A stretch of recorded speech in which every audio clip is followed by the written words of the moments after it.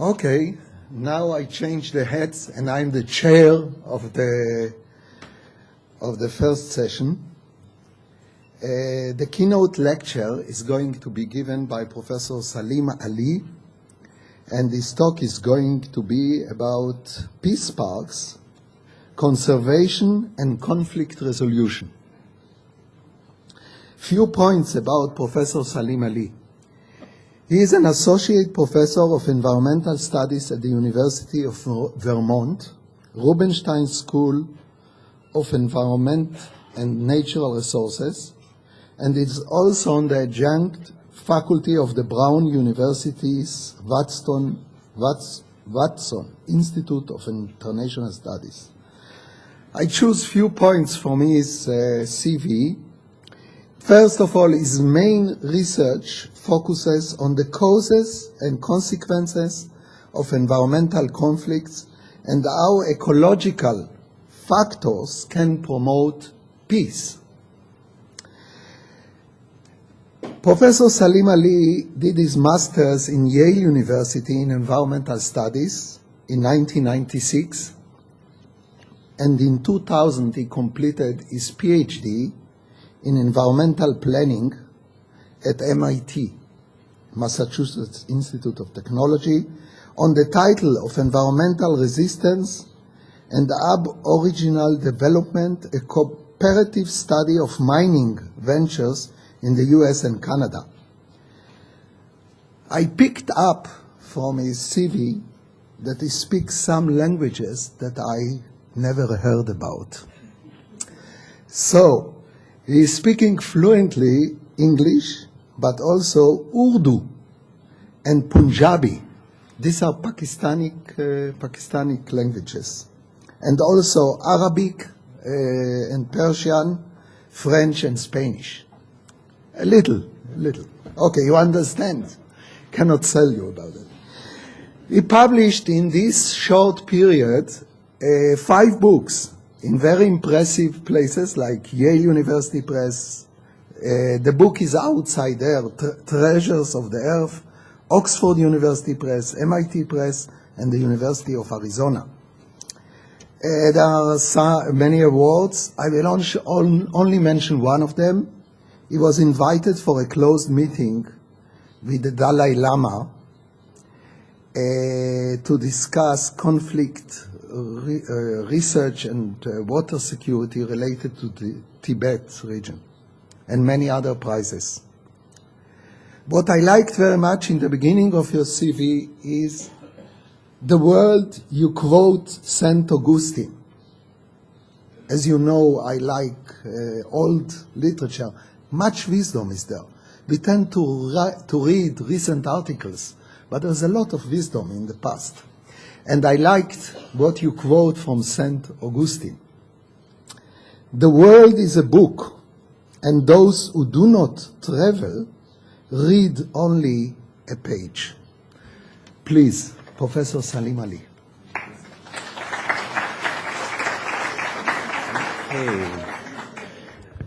Thank you so much to the organizers for inviting me. I'm delighted to be back in Israel. I was here first time in 1992 as a student, as an undergraduate, more on a tourist trip. And sadly, things have changed for the worse since then in terms of peace. But I am still an optimist at heart, and I hope that this conference will perhaps reinvigorate some of those potentials for peace, which in the early 90s were much more vibrant than they are today. I should mention that my talk is going to be quite general in nature, because I don't want to be presumptuous in presenting the case of the Middle East to you when there are so many experts who know far more about the Middle East and peace building than myself. So I'll try to present more the conceptual map of how ecological peace building can occur. I am originally from Pakistan. I can certainly share some of the perspectives coming from a country which has also been embroiled in conflict with its neighbors and internally, and is facing some challenges specifically these days that many of you might be interested in knowing about. And I know that you don't have many Pakistanis visiting Israel by any means, as I found out at the airports as well. I'm really happy to be here, and I commend Tel Aviv University for being courageous enough to handle this topic at such a very difficult time. And this wonderful assortment of sponsors shows the commitment of the university and people from so many different fields to this endeavor. I also want to remind you that people in the Arab world and in other parts of the world are also very keen on ecological peace building despite the difficulties. Only 2 years ago, I was invited to a conference in Beirut on a very similar theme. And you would be surprised perhaps to find, perhaps the rector would be surprised to find, that in Lebanon also, this was just a year after the conflict, there were people who were very interested in ecological peace building. And you will find that in Korea also, for example, where I visited a few years ago, there was very keen interest also in ecological peace building. It's a theme which occurs time and again. It unites us in our common humanity. So I would urge you to at least for today, to dispense with cynicism, which is very easy for us as human beings to sink into, and to try to be positive, no matter how difficult the issues might be. Even though I am an optimist, I'm also a pragmatist. Okay? I do not want to pretend it's going to be easy to build peace in this region. And so I want to start with the challenges that confront us. First of all, we have the challenge of the concept of ecological peace itself is questioned.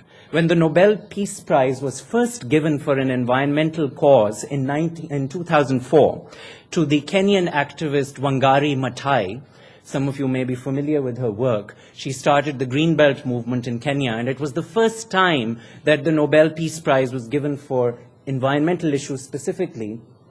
There were some very scathing editorials, including this quotation from The Economist, with characteristic British sarcasm. They said, "But what does planting trees have to do with peace?"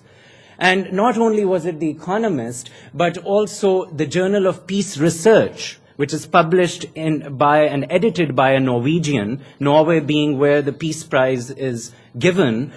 He wrote a scathing op-ed in the International Herald Tribune saying this was a big mistake, that the Nobel Committee was giving a prize for environmental issues, and lo and behold, what does environment, the low politics of environment, have to do with the high politics of war and peace? So you have even the editor of the Journal of Peace Research questioning this.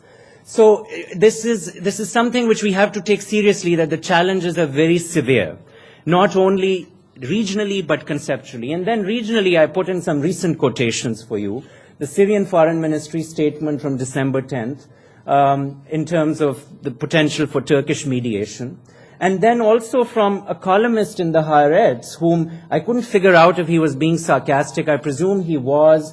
And so I put in sardonic columnist, because I sent him an email after I read that, and he said, yes, I'm all for peace, I've championed peace. But the way he put that article, the way he wrote it, was very dismissive of potential for peace building as well with Syria, similar to the way your rector was speaking today as well.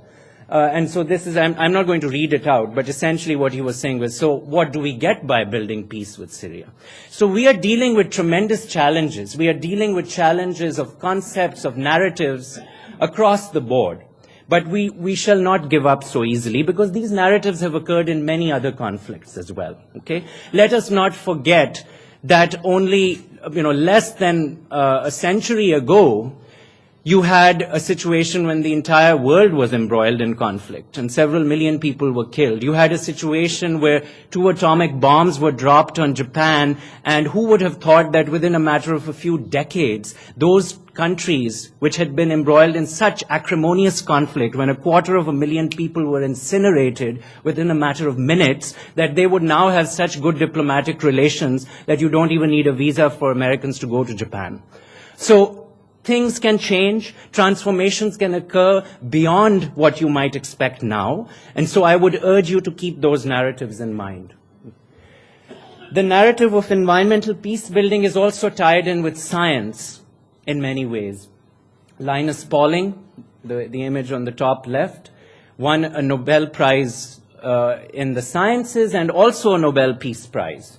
Rajinder Pachauri, the head of the IPCC, the Intergovernmental Panel on Climate Change, representing the IPCC, was awarded the Nobel Peace Prize recently also. If the Nobel Prize is to be some touchstone for what it's worth, these are positive signs also of science and environmental peace building as well. And then you have two other images. You have Anatole Rappaport, a Jewish-American, amazing mathematician. Again, it's nice that the rector is a mathematician because there would be a nice connection that mathematics can lead to peace building too. Anatole Rappaport, in fact, was someone who founded the Movement for Ecological Peace and wrote a book by that topic. He formed an organization, Scientists for Peace. Okay? And he was also very sensitive to the concerns that Israel has, and yet he was willing to move in that direction. We have an image there of Israeli and Palestinian and other Arab science teachers who have been involved in various Track 2 efforts as well, in using science for peace building. Okay? So now let's think of the concept as I've studied it in terms of environmental security. This is a diagram which I prepared for this book on peace parks that I edited a couple of years ago. And the first chapter of that book lays this out in much more detail. If you're interested, the first chapter can be actually downloaded for free if you're interested from the website of MIT Press. And I think they have linked it to the conference website as well. So the narratives we're dealing with in terms of environment and security broadly are in these two axes, if you can call them such, between cooperation and conflict and between scarcity and abundance. So often what we find is the environmental issues are in this B quadrant, where people talk about scarcity leading to conflict. Okay? So you're dealing with issues of maybe overgrazing, tragedy of the commons, overuse of water. All those things would be in this quadrant. Scarcity leading to conflict. What we call in the conflict resolution literature distributive conflicts, right? If we think about quadrant C, this is what we refer to more recently. Some of my other work has been on mining and minerals, and as the director also alluded to. In mining and minerals, we talk about this concept of the resource curse, where you can have an abundance of resources in certain contexts, in places like Congo, for example. So it's not scarcity, but it's an abundance of resources and a lack of governance and other issues that can lead to conflict also, right? So it's not just scarcity, but it can be abundance in a different context. Quadrant D is what I refer to as the Star Trek quadrant, because that's not the world we have now, but it was the vision of Gene Roddenberry, the creator of Star Trek, which was that you'd have a world of abundance where you could lead to cooperation. Because, you know, some of the key elements of Star Trek, partly I use this for my students in an academic setting because it's, it's something which they relate to more easily. But Gene Roddenberry's vision was that in Star Trek there would be no countries, right? And that there would be no money because you would have abundance and that would lead to cooperation. The only civilization in Star Trek that uses money are considered the primitive Ferengis, those of you who follow Star Trek. But we are not in the Star Trek world. It's something perhaps in the distant future we may aim towards. There are regional governance regimes that are evolving, for example, like the European Union, which is an interesting model of how countries that have been historically in tremendous conflict have evolved to some degree to cooperate. I mean, it's quite remarkable that you have France and Germany using the same currency now. 40 years ago, no one would have thought about it. So sometimes these things can take on a life of their own, but that's that quadrant. What I'm interested in is quadrant A, which is scarcity leading to cooperation. A lot of the peace parks narrative is in that quadrant, okay? And in the middle is what we have to all contend with in terms of different kinds of regimes, right? You can have hegemonic motives, you can have countries or communities which want dominance, you can have technological issues that can potentially be a way by which we can reconfigure from scarcity to abundance, and governance, of course, is very important, right? So especially with issues like minerals, if you can have processes which have accountability, then you can prevent some of those other factors which can lead to conflict. like the lootability of the resource. So, for example, for diamonds, we have the Kimberley process as a means of having a governance system to prevent the negative aspects of that quadrant C. Okay? Some other pathways to ecological cooperation that we should consider. First, you could have distributional cooperation over a necessary resource.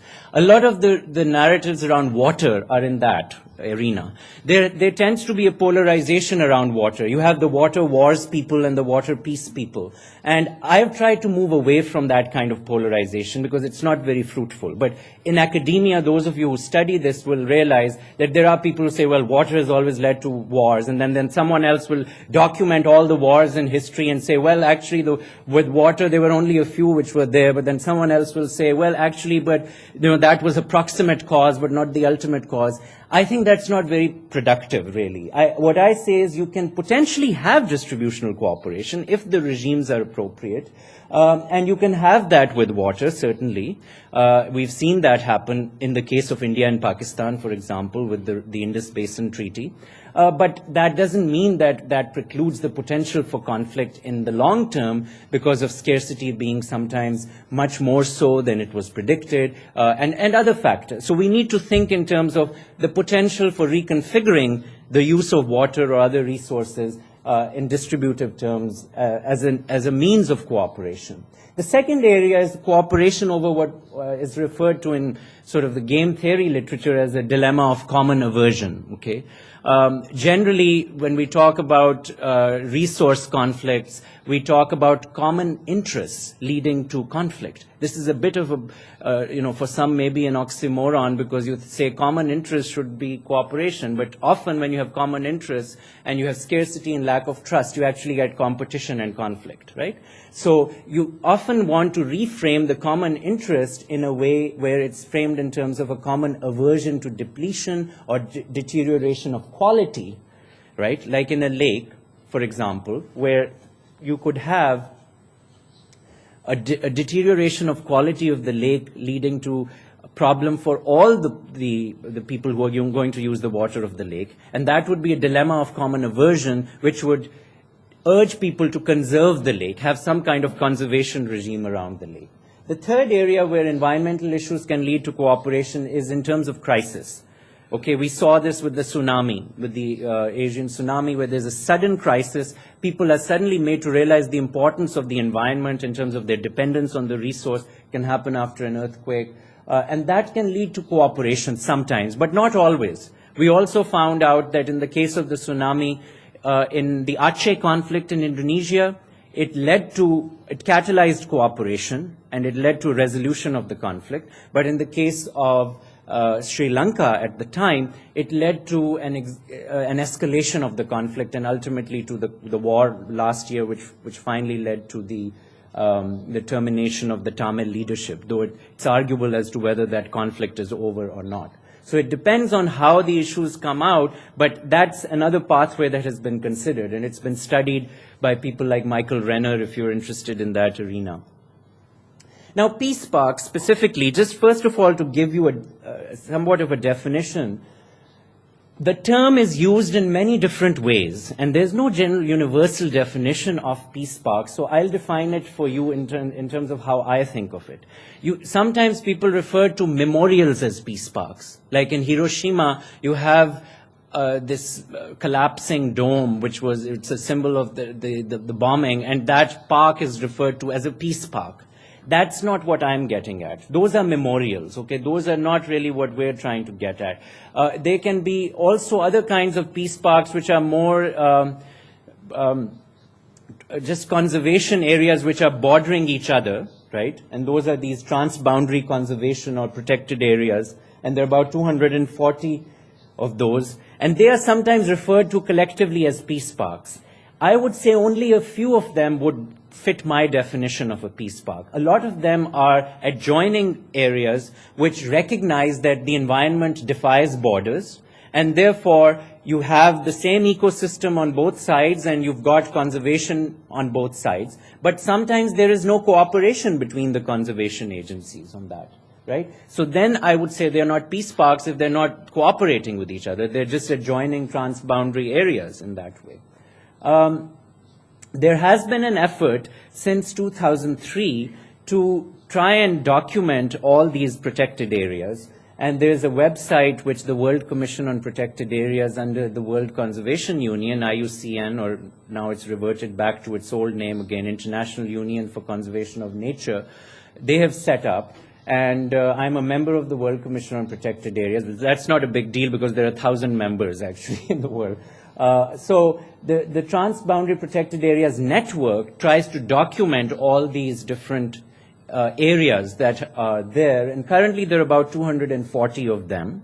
And a lot of them are now beginning to get more cooperation, because there are some international treaties, such as the Convention on Biological Diversity, the Convention on Migratory Species, the Ramsar Convention on Wetlands, which mandate that countries that have bordering protected areas cooperate with each other. Okay? So there is increasingly, through those conventions, more cooperation. And we're in a law school, so we have lawyers here, eminent lawyers here as well, who can comment on this more. But that international legal system is evolving more so. It's still very much soft law, but it's evolving slowly. In some cases, it can have some more important repercussions as well for those countries economically. How I define a peace park is if that conservation zone, conservation area, can be instrumentally used for resolving conflicts. If it is not being instrumentally used, then we don't want to just refer to it as such for marketing purposes. Okay?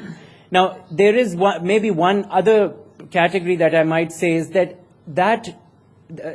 area might be helpful in sustaining existing peace. So there may not be a conflict there. So the world's first peace park, it was Waterton Glacier. There are people who argue that there was one in Eastern Europe also, but the one which was operationalized, the first one was Waterton Glacier International Peace Park, which is between Canada and the United States, between Montana and Alberta. Now, of course, Canada and the U.S., we have our rivalries. I live close to the Canadian border, but we're not at war, you know. So to call it a peace park in the sense, in my first definition, would not be accurate, but it has sustained a certain peace, and it has allowed for certain activities which would not occur in other border areas. So, for example, when my book came out, the Canadian government was kind enough to launch it at the Peace Park, because it was also the 75th anniversary of Waterton Glacier. So we had an international meeting where we got a lot of protected areas managers from all over the world to talk about transboundary conservation. And we entered all from the Canadian side. And this is after 9/11. There were people from all over the world. It was easier to get Canadian visas. They got onto a boat in Waterton Lake.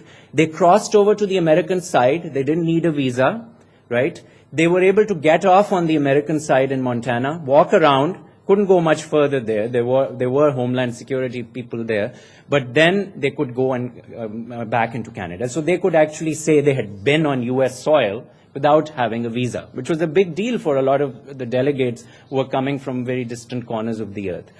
That was possible because this was operationalized as a peace park, okay? And both the Canadian Parliament and the US Congress had legislation which allowed it to occur, okay? So that can happen. Even now, there are still some issues with that peace park, because like Homeland Security after 9/11 especially has insisted that the border physically be defoliated. So if you look across, you're going on the lake from Waterton Lake, and you know where the border is, because suddenly there's this swath of trees which has been defoliated, because they want to know physically where the border is there. Okay? But still there are these interesting arrangements which can occur as a result.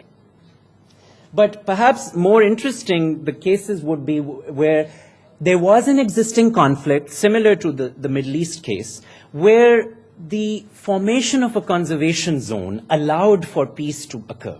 And the most important example of that is the Cordillera del Condor region between Ecuador and Peru, where there was a long-term conflict. I had a question earlier on from the gentleman from the World Health Organization about other examples. And I said, well, I'll give you one. Here's one. In the Cordillera del Condor, you have a situation where for decades there was military conflict between Ecuador and Peru. Okay? and the United States and Brazil, they negotiated a peace treaty between Ecuador and Peru during the Clinton administration, where NASA agreed to provide satellite images, monitoring and enforcement of the area, and both countries realized that ecologically it's a very special region. There are also some indigenous communities that live there, so it's not depopulated, but it's not very heavily populated either. So in some ways it's similar to the Golan in that way. It's not that densely populated. And they were able to come up with a joint conservation plan, which was administered by a non-partisan, non-profit organization, Conservation International, and it is still managed as such, as a jointly managed peace park. And conservation is what really stimulated that cooperation. It brought the sides together to think outside the box of just the territorial conflict, realizing that having military presence was actually deteriorating the environment there. And it allowed for that cooperation to occur, and also to see the economic benefit of cooperation as well. Okay? So it can happen. There are some challenges to make that happen. And I'll go through some of the practical challenges, then I'll also talk about some of the theoretical aspects. So the military's role has to be transformed. I told you I'm a pragmatist. I'm not, going to sing Kumbaya and say the military is going to go away suddenly. No, it's unrealistic. I come from a country which has a huge army, the world's 4th largest army, and I understand the role of the military is very significant in that way. Okay. So you can transform the military's role in various ways, which is what has been proposed in many cases with peace parks in conflict zones, where you can get the military to play the role of rangers. You can have cooperative exercises. In most cases, militaries already have communication. Between India and Pakistan, the militaries always still communicate. They may be saber rattling, but they do communicate with each other. And you can have a means and mechanism by which they are going to play a role collectively to de-escalate the conflict. When they may play that role through joint cleanup efforts. In the case of India and Pakistan, one of the proposed peace parks is in the Siachen Glacier region, where we've had an active conflict since 1986. And it's been an enormous cleanup disaster in terms of the environment. So the idea is the military can jointly play a cleanup role there too, if that was to move forward as a peace park effort.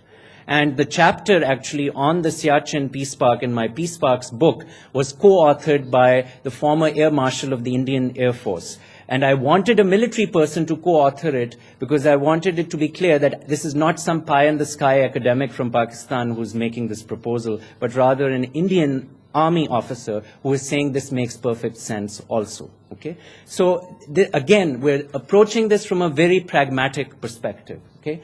Sovereignty and territoriality is something that can be handled in various ways. This is a big challenge, You can talk about joint sovereignty efforts. In some cases, you can deal with the very, unusual notions of sovereignty like Native Americans have tried to do in the case of the US and Canada, where the concept of sovereignty has taken on many interesting forms. And again, legally that raises some questions, and I don't have time to go into it, but there are ways to deal with that. In the case of the Nunavut agreement, which settled the land claim between the Aboriginal communities of northern Canada and the Inuit and the Innu communities there, it was through a very interesting mechanism of how sovereignty was going to be operationalized. There is also the question, though, which my friends in China often raise, is that they don't want the term peace to be used because peace presumes that there has been some conflict in the past, and they want to move away from that. And so you need to be very careful strategically how you pitch peace parks, because sometimes peace itself can be provocative, So these are some challenges which we have to very carefully negotiate and handle with great delicacy, but they can be done. And there are some very deft diplomats who can do it. With visitor rights, for example, we've had cases like the Sharm el-Sheikh situation where the Egyptians decided that this would be a very different kind of a visitor zone compared to the rest of Egypt in terms of access to people from different places, right? Hong Kong, Macau are examples. I'd say Hong Kong is a financial peace park because Hong Kong is part of China. It's a special administrative region of China. most people don't need a visa to go to Hong Kong, right? Most people, in terms of US citizens, I don't think Israeli citizens either need a visa for Hong Kong. But to go to China, you can be a citizen of any place, and you need a visa, you need a letter faxed in Chinese to the embassy, and then only will you get a visa to go to Beijing. Totally different regimes in terms of access. Same country, okay? Macau the same way. Macau is a gambling peace park, you could say. It has the world's largest casino now, and they want everyone to have access to it.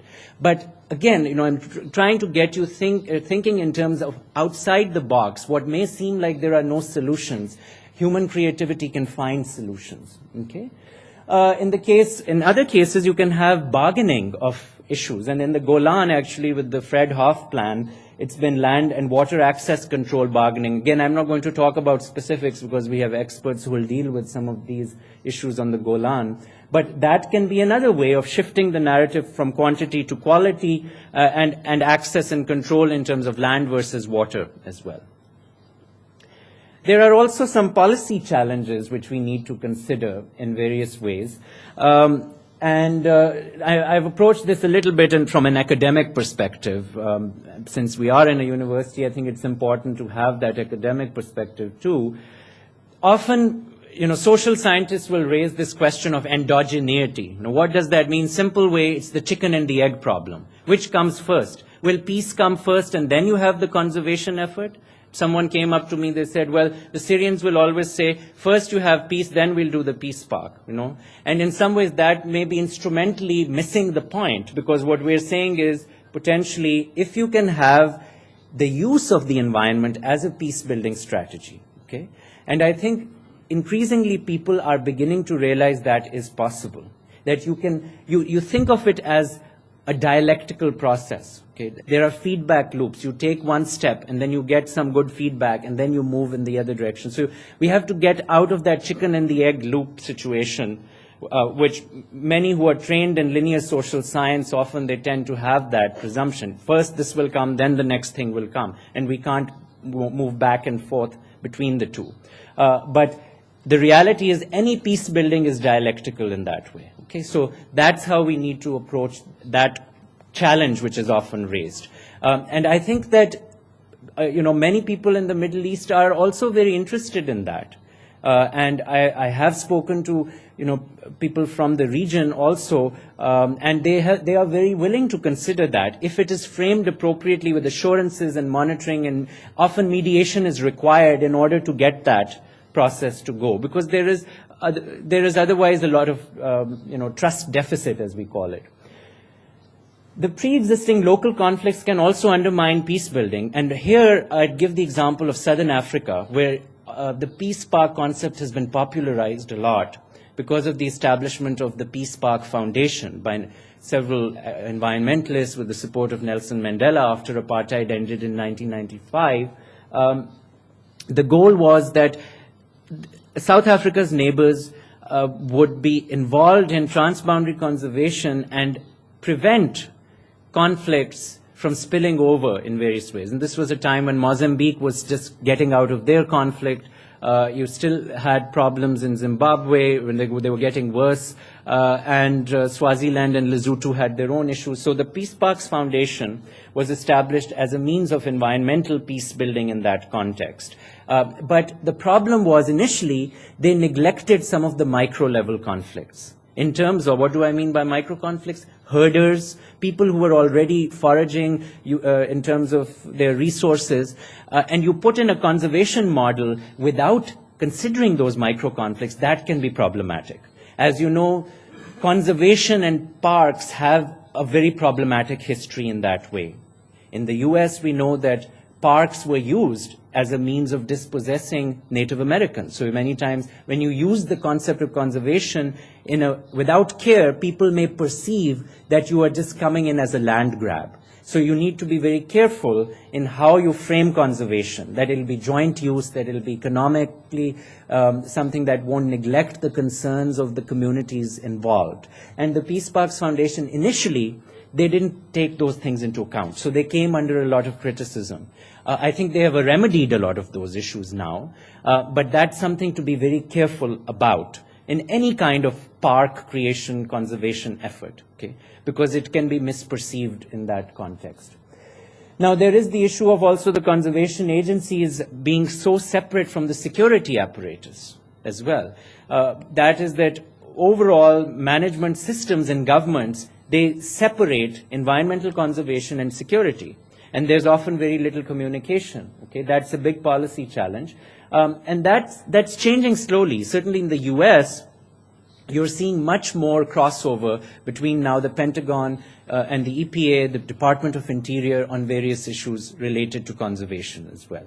The US Army now has a US Environmental Command, and they are often involved much more so in the decision-making process, especially after the first Gulf War, when there were many environmental claims made about the damages which were caused and so on. It's still very imperfect. There's still the trumping of environmental issues by playing the security card happens still all the time. But it's something that the legal system, environmental legal groups are challenging, and that's some positive developments there. The NGO networks, and there's such a huge typology of NGOs, non-governmental organizations, that it's hard to just say, well, they generally do this. But what I'd say is a lot of the international NGOs, such as WWF, the big ones, they have been also a little bit more timid recently in approaching the issue of peace parks, because increasingly a lot of those NGOs get their funding from governments through consulting operations and so on. So it becomes very difficult for them to try and pitch something which may be politically problematic. And we've encountered that many times. And what I've said is those larger NGOs, they may want to then play that epistemic role. And they may not want to necessarily spearhead the whole process if they're afraid, but there may be other smaller NGOs, as we'll hear later today, some other NGOs regionally who are willing to take the risks, and those should play a bigger role, okay? But many times what happens is that people who want to promote peace parks, they approach the big NGOs thinking they'll have more clout.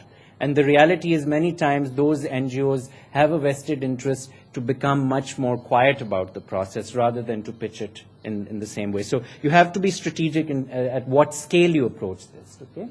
So some next steps in the short term which we should consider.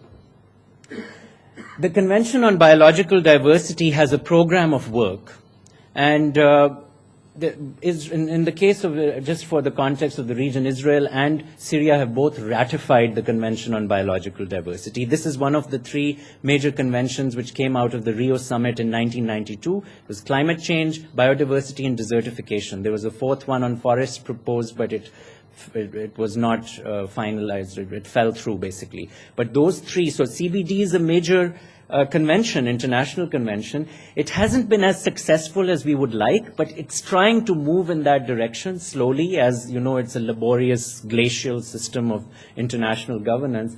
But they have their next conference of the parties coming up in 2010, October in Nagoya, Japan. And I'm hoping that in the program of work already within the CBD, there are several injunctions regarding transboundary protected areas. And there is, in fact, a specific mention of the use of those areas for building peace and cooperation. Okay? So I'm hoping that at this meeting, there will be much more action on this regard. And delegations from all these countries, there may be opportunities for some closed-door meetings, to discuss issues which otherwise may not be possible also. And I've been working on some other efforts there, not in this region, but like between Japan and Russia on the Kuril Islands, which is a disputed area between the two countries controlled by Russia, but it's on the migratory pathway for cranes, and that has been also proposed as a peace park. You could have cooperative monitoring systems which have been developed in the U.S. with Sandia National Labs in New Mexico. They have developed a whole cooperative monitoring center. They're the ones also who helped with the Cordillera del Condor case.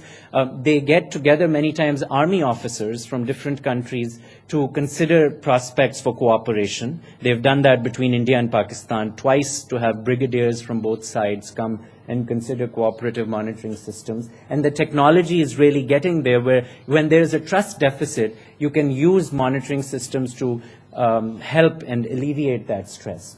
We also need more empirical research, and this is where the academic side is important. And I'll quickly just push through one proposal that I've been pondering with colleagues at the National Science Foundation in the US, which is to see how environmental inculcation can lead to cooperative behavior. It would help if we can sell to policymakers that, look, environmental issues are a way in your diplomatic arsenal to foster cooperation which are underutilized. You don't even think about them. The State Department, even in the US, they often don't think about the use of environmental issues as a diplomatic tool, right? So if we can show them with research that cognitively, environmental stimuli, you may call it as such, can actually foster cooperation, that would be a big plus also. So we propose this with a group of psychologists, that we develop an empirical study to see how environmental stimuli improve the chances of cooperation between conflicting parties. And I worked on this with a German university in Eichstätt, because there's a very strong conservation psychology group there. And we hope to, again, revise this proposal and submit it again. We got some comments, and we're thinking of resubmitting it, and I'd welcome collaboration from other places on it as well. But again, this would really help people to see empirically how this can happen. A few PhD dissertations may come out of this also. Okay, so the other area I've been working on is to see how, by design, you can make people think differently. My PhD is in planning, in environmental planning, and so I like to think spatially as much as possible. And I came across this rather unfortunate book a few years ago called Zones of Conflict, an Atlas of Future Wars. And I felt, oh my goodness, if there can be an Atlas of Future Wars, surely we can have an Atlas of Future Peace. It was actually a pretty good book, but it's, it shows you the potential areas where there could be conflict because of scarcity and so on and so forth. Then my Peace Sparks book was, trying to look at things from a slightly different perspective, and it got some good traction. We got endorsements from the head of the UN Environment Program and E.O. Wilson, those of you who know environmental issues. From the scientific community also it was well regarded.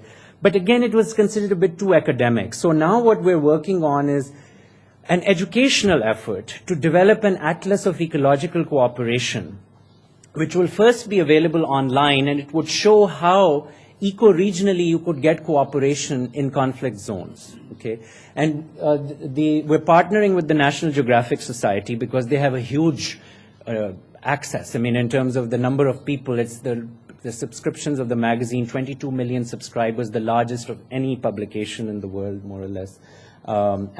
So the National Geographic Society has agreed that if we can raise the funds, they will put the atlas up on their website initially, and then we'll have a physical atlas too. But the goal is to use that as an educational tool.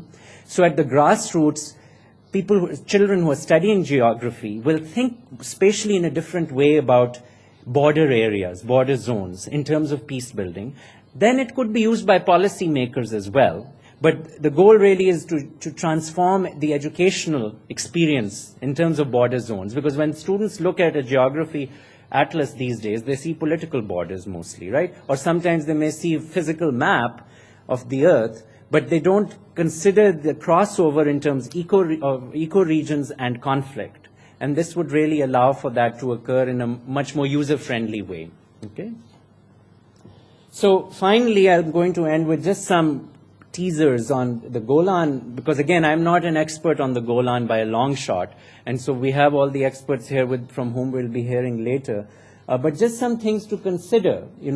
You have various governance structures which have been proposed. There's a confederation idea, which there's a lawyer in Los Angeles, Joseph Avisar, who has been calling for this, and he's even set up a virtual confederation between the various conflicting parties in the region, and he's set up a Facebook group with 1,000 members. He's holding a virtual election and all kinds of things. So there are all these very interesting, grassroots efforts, which is good. I mean, it's good to change the narrative in that way.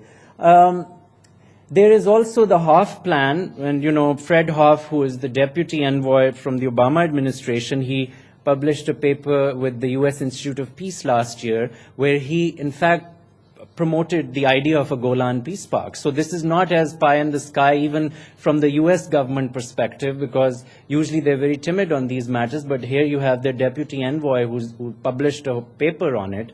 Then there was a subsequent paper which was written by an academic who laid out some maps around the Golan and potentials for how something like this would play out.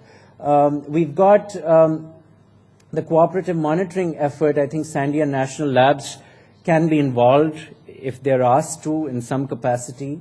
You have also the water infrastructure solutions, which have been proposed in like they were in the case of the Indus Basin Treaty, where in the case of the Indus Basin Treaty, the World Bank agreed to fund 2 dams in Pakistan, which would deal with the distributive challenges of regulating the water flows as well. So you can think about some of those. These are, again, just teasers, ideas which people might consider.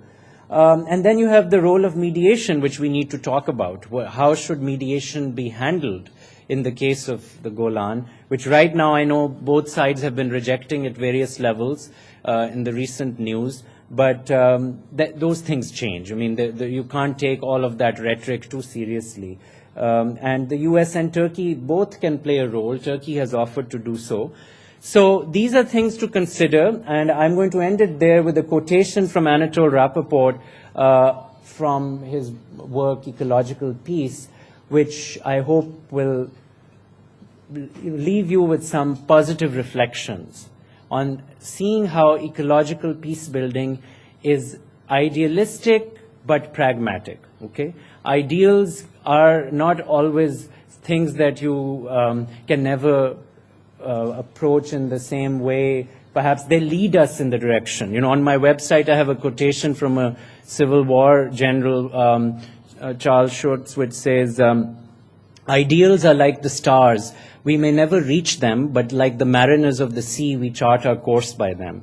So maybe the exact conversations around a peace park might not be the way they end up, but they could really lead us in a direction where you could have a very innovative solution to the conflict.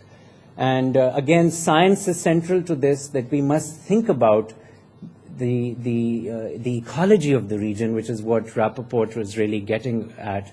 And I've referred to it as the science of hope, especially since President Obama has given new meaning to the term hope in various ways with his book. And certainly it has been quite dramatic in the US in that way, that hope may at times have ebbs and flows, and people may feel their hopes have been dashed. But hope is not something that is a terminal process either. You know, it can recover in the same fashion as I've suggested peace building can recover. So thank you, and I'm happy to answer questions.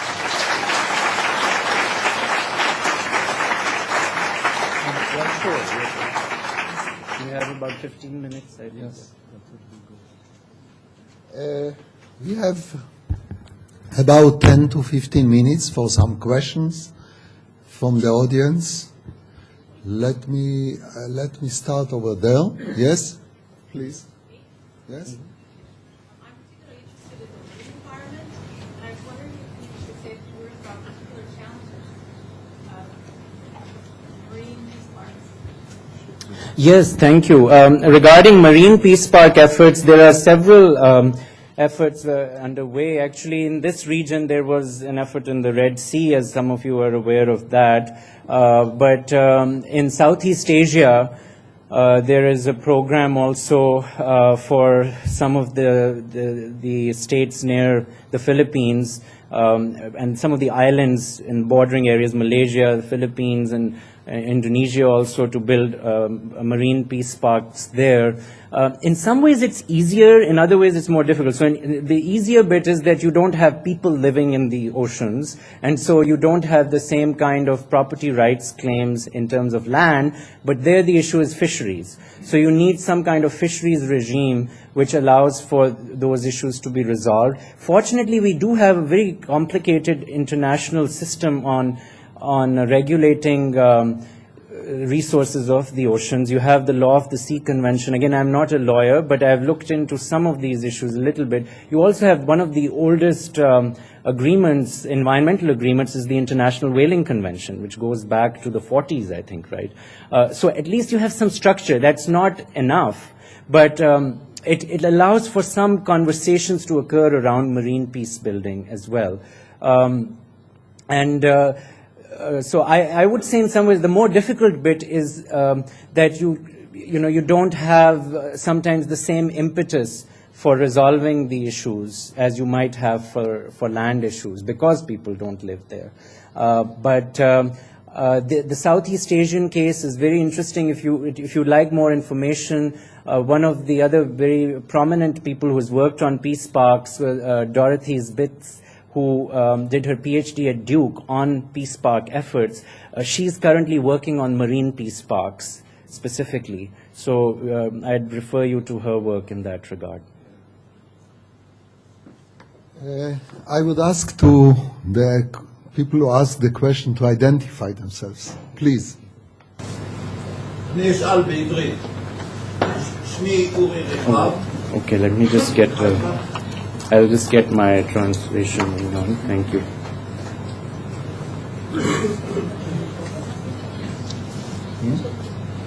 Okay. המצב בין סוריה לבין טורקיה הוא מצב של שלום. Oh, okay. Sorry, I think they need a microphone. The translators need a microphone. You know? Yeah, you can come and speak in this mic if you like.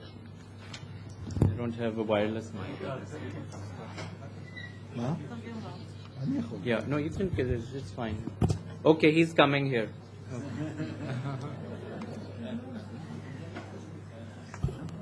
Sure. זה כל כך מסובך שכבר יהיה יותר כדאי לדבר אנגלית. המצב בין סוריה לבין טורקיה הוא מצב של שלום. לא אהבה יתרה, אבל שלום. והנה המצב המים בסוריה הוא קשה, מפני שבמצב של שלום טורקיה לוקחת את כל המים מסוריה. אז רציתי להציע גם לאוניברסיטה וגם למרצה הנכבד, אולי לעשות פארק של שלום, לשמר את השלום בין סוריה לבין טורקיה. Did you get the translation? Yes, I got it. Thank you. Yes, so between Turkey and Syria, the question was, those of you who maybe didn't get the translation, the question was that between Syria and Turkey also the relations are somewhat strained. They're peaceful but strained, and that perhaps there should be more of a suggestion to have a peace park between Syria and Turkey to sustain that peace. And certainly, I think there are some border areas in many other parts of the region where you could have that. I mean, you'd be surprised between Iraq and Iran. There is a major peace park proposal, which is also discussed in the book, to sustain now that there is some level of cooperation in a positive way rather than in a negative way. Right now, unfortunately, cooperation is in a negative way. So sure, why not? I would say that's a good idea, but I don't think that should preclude the role of Turkey in trying to broker peace between Israel and Syria also. Yes, that would be good. Certainly, why not? I think that would be a good start, and that's something to suggest. Yes. Professor Alon Tal. Yes. Alon Tal from Ben-Gurion University.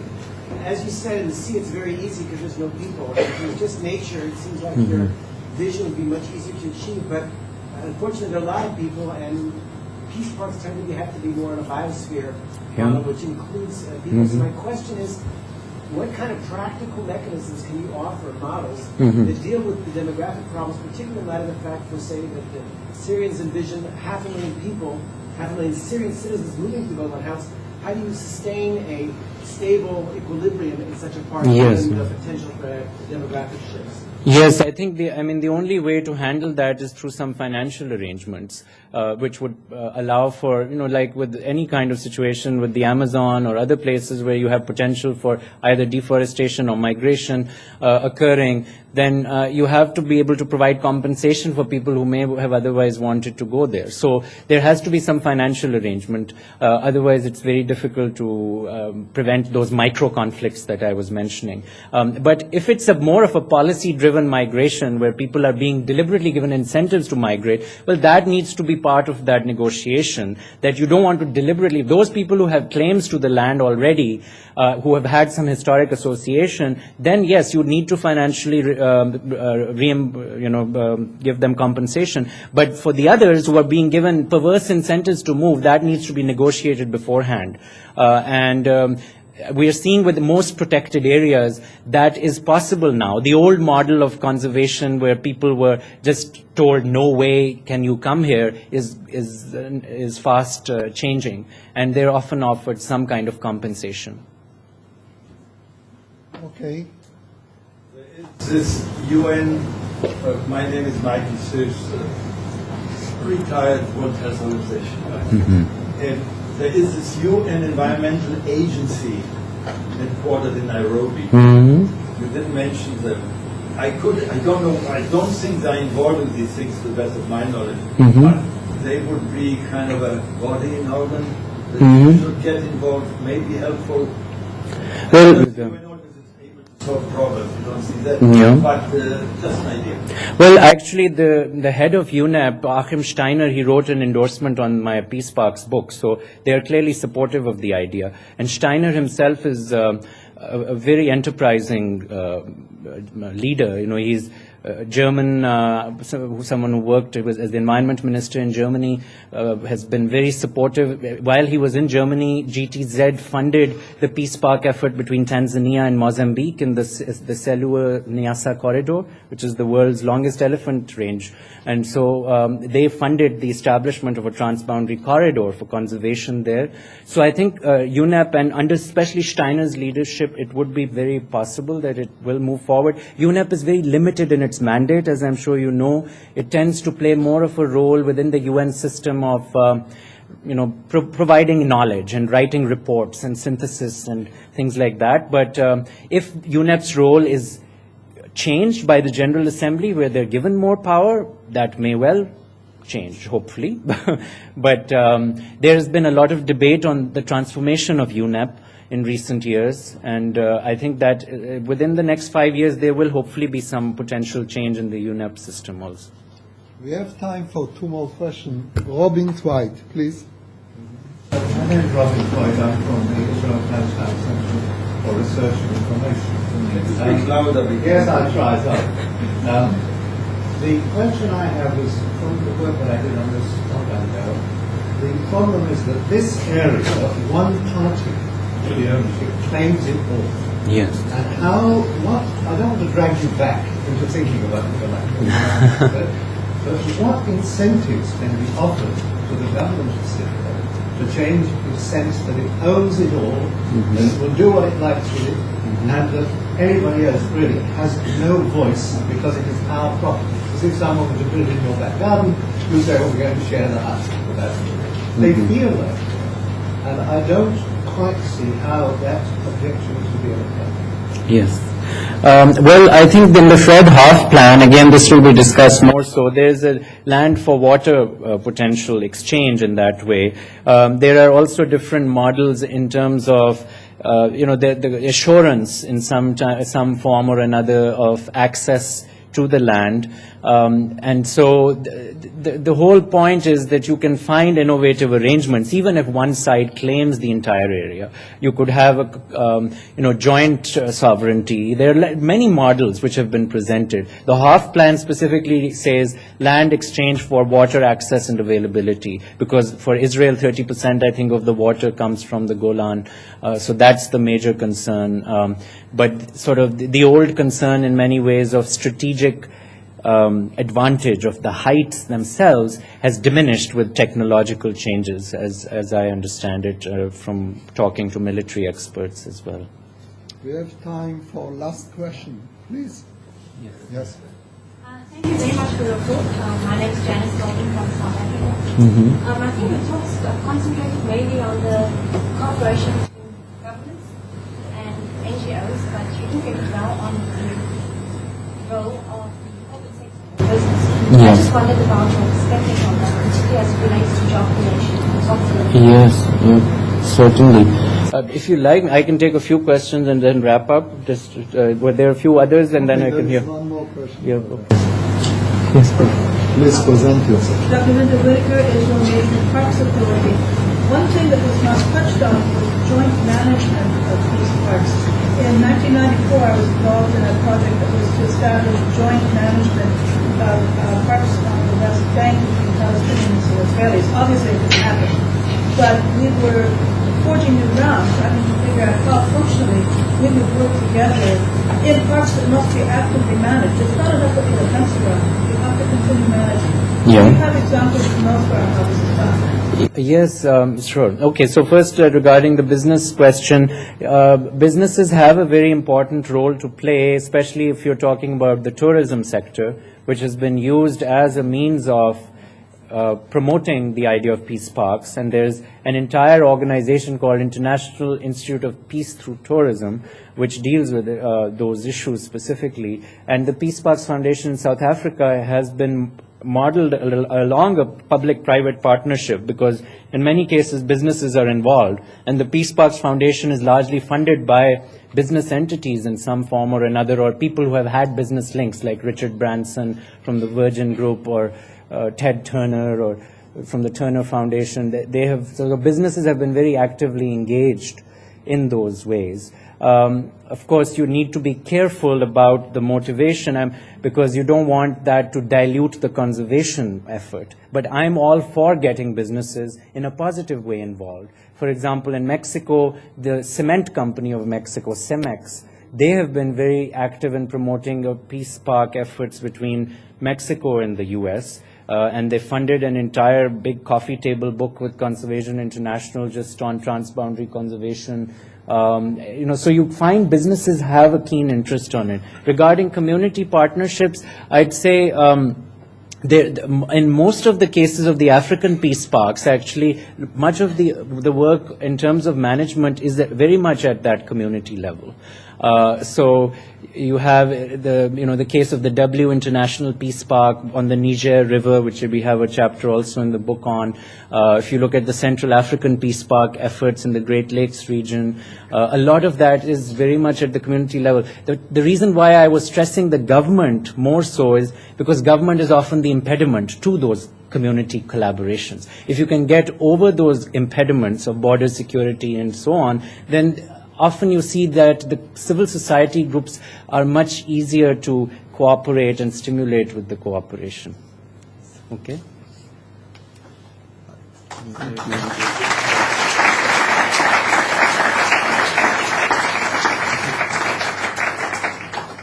I wish to thank again Professor Salim Ali for very interesting talk, and I would like to invite the chairperson for the next session, Session 1, Professor Yitzhak Schnell.